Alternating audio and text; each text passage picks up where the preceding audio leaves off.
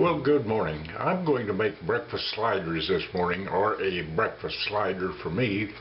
The slider is just a little sandwich, and they're simple and easy to make, and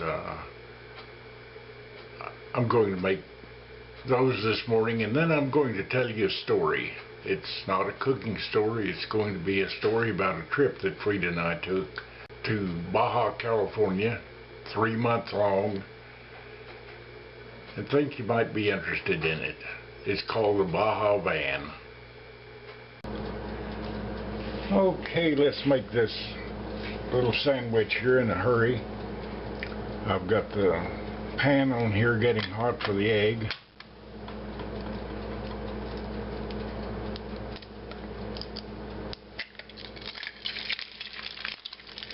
Break the yolk in it.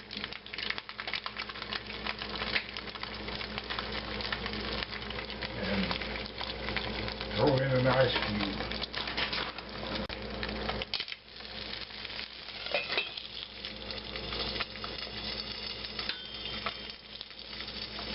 And the bread is toasted.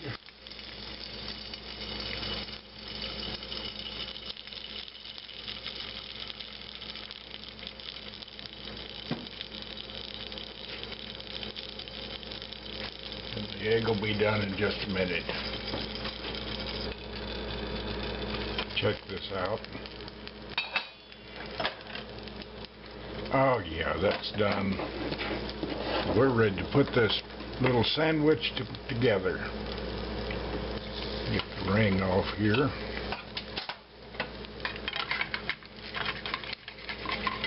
Pick this up and get it out of the way here. Throw the ham in the skillet and a little spicy mayo here on the bun.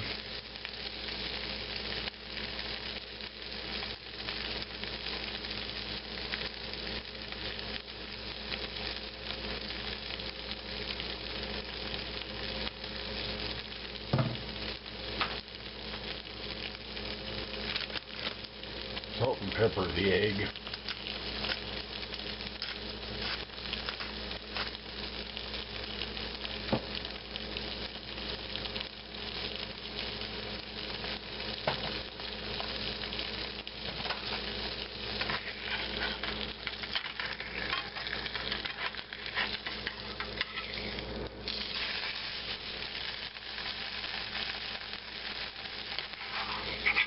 Okay, the ham is done.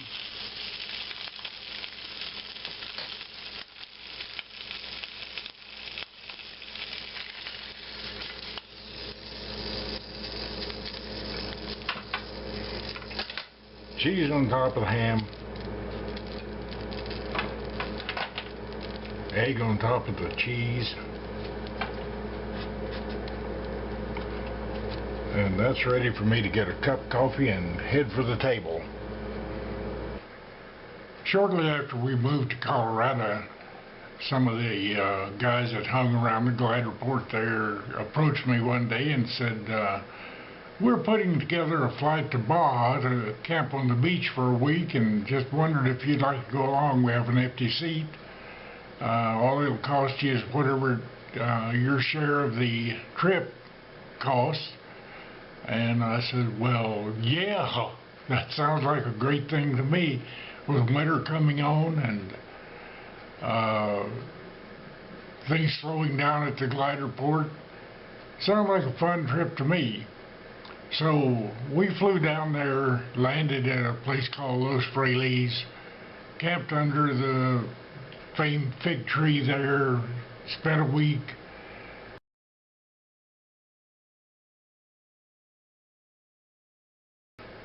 Rolling around on the beach there, eating seafood, oysters. We had a great time, and that was my first trip. Actually, Baja is a 1,000-mile long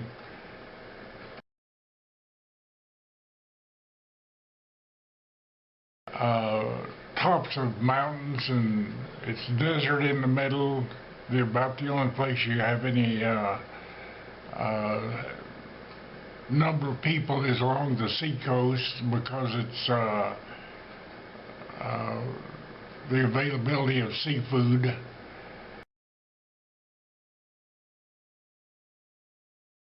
Up until about 1978, well, there had not been a road the 1,000-mile length of Baja that was fit to travel by anything other than Jeeps or something like that, and passenger cars didn't do very well on it because of the low centers, and RVs, just because of size and everything like that, had problems. And so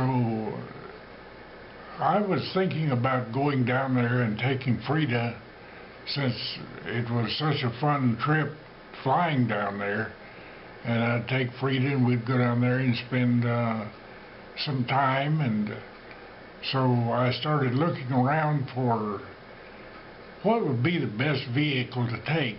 I didn't want a pickup camper. They're too tall and heavy and everything, so a van was the ideal vehicle.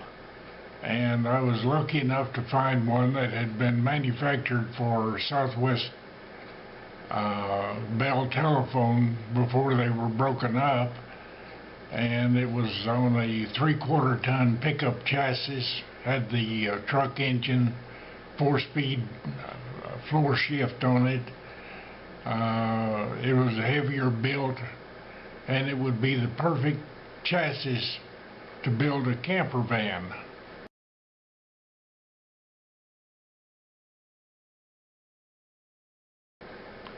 And so I bought it and built it out on the inside, strictly as a self-contained camper. No outside electrical hookups, anything like that. I built a bed across the back of it. I had a small cabinet there, and freshwater, 10-gallon freshwater supply, porta potty, and the kitchen was in a drawer under the bed that you pulled out the back door. And no matter where we stopped, we could just open up the back door, pull out the kitchen. We were ready to camp.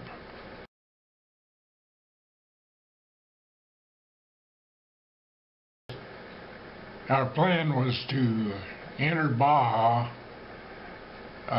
the beginning of the week of Thanksgiving and meet up with a West Coast Travel Club that I was a member of, just south of Ensenada, for a 3-day Thanksgiving get-together there, and then everybody would sort of scatter from there and do whatever they were going to, and we would head on south.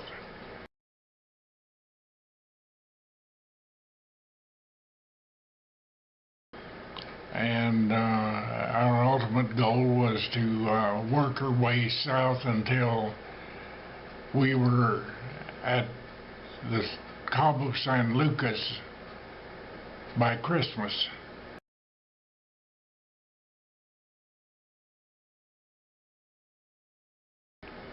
And then we would move back north and leave there along about the end of February. That way we could get back to Black Forest after the worst of the winter snows had come and gone. The beauty part is we could camp just anywhere, and one of my favorite places to camp was every small town there had an airstrip in it. The Mexican government had gone out to these little towns and graded off a dirt runway, so Doctors Without Borders and whatnot like that could land in there with their light airplanes, and that was about the best transportation in Baja at that time, because of the bad roads mainly.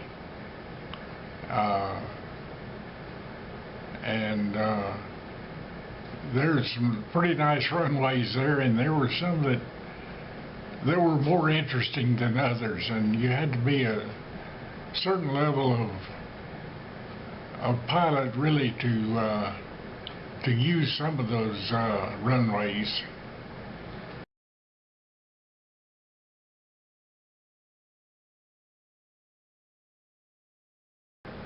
One of our favorite places to camp was cemeteries.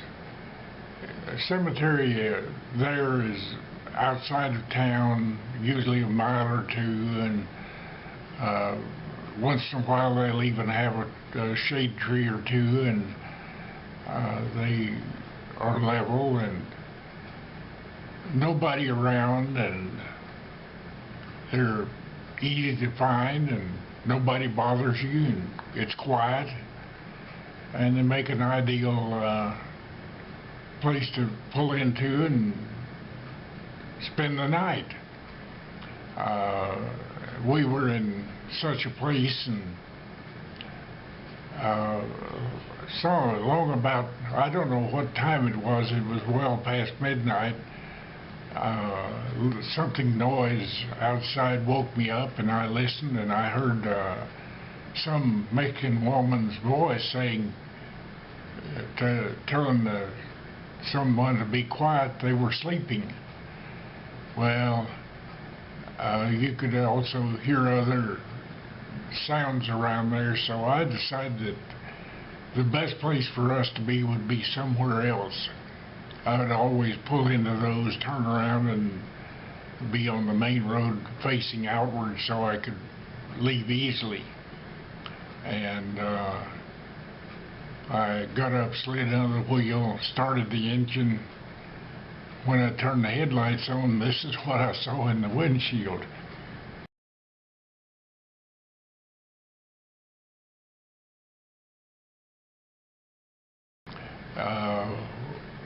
They moved out of our way, we left, and then I found out what it was their annual Dia de los Muertos, which means the Day of the Dead. And down there it's common for, usually in November, for them to have a day that they go decorate all the graves, and they dress up in costumes, and they are out all night and to greet the spirits as the sun comes up in the morning. And it's a happy occasion that they have down there, and but it was kind of a surprise in the middle of the night. We went down there for the winter 2 or 3 other times over the years, but with the influx of the big hotels coming in and building along the coast, and Baja just lost its flavor, and but anymore, I wouldn't cross the border anywhere into Mexico anymore. It's just been taken over by drug cartels, and it's just too dangerous down there. Unfortunate, because it's such a beautiful place, and back in the early days, there were such nice people down there. They would do anything in the world for you. But they say there's a end to all seasons, and that is just another one of the seasons in our life that has come to an end, and it was great while it lasted. So God bless America, God bless Texas, and you folks have a great day.